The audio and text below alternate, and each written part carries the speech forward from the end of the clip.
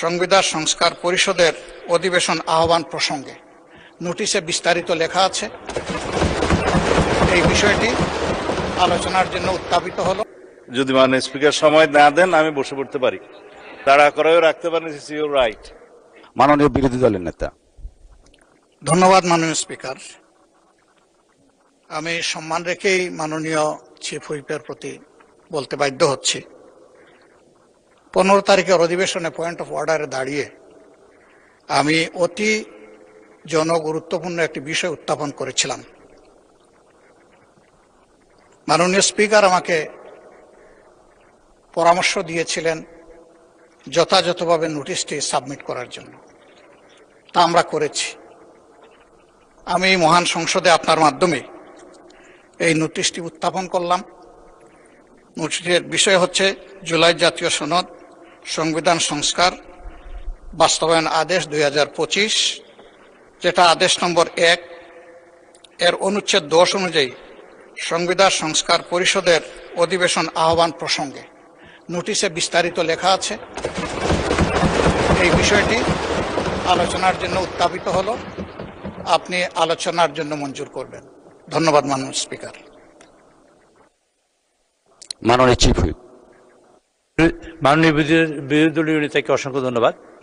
বিষয়টি এরকমের যে মাননীয় স্পিকার, আপনি সবসময় সংসদে যে অর্ডার্স অফ দ্য ডে অনুযায়ী তারকা চিহ্নিত প্রশ্ন এবং 71 বিধি, এটা শেষ হওয়ার পরেই আমরা যে কোনো বিষয়ে আলোচনা উত্থাপন করব।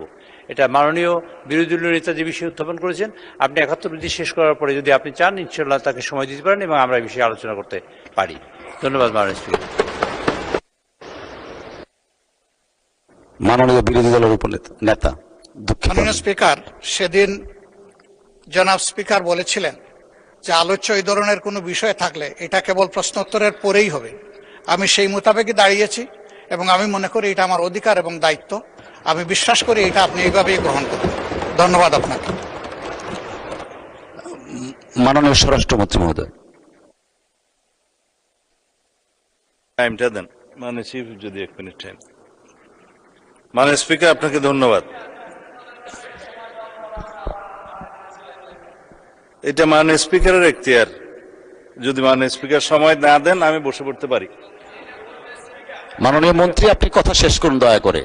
না, আপনি অনুমতি না দিলে, this is my point of order.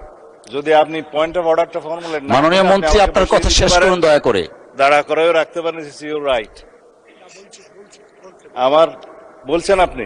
মাননীয় মন্ত্রী, আপনার বক্তব্য শেষ করুন দয়া করে। আমি সবাইকে সম্মান জানাতে চাই।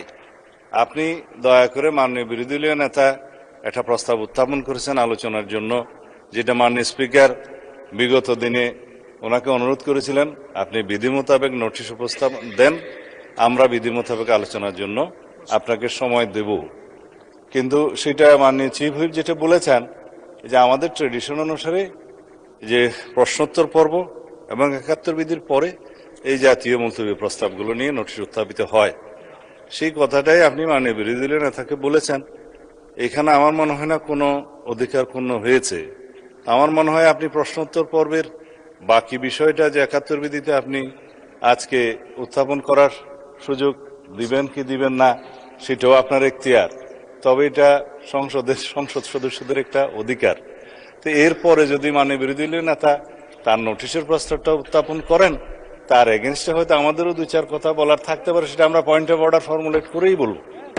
তো সুতরাং আপনি বিধি মোতাবেক এগিয়ে যান। আমিও আপনাকে অনুরোধ করবো আপনার মাধ্যমে যেভাবে আপনি অর্ডার অব দি ডেটা পরিচালনা করতে চাচ্ছেন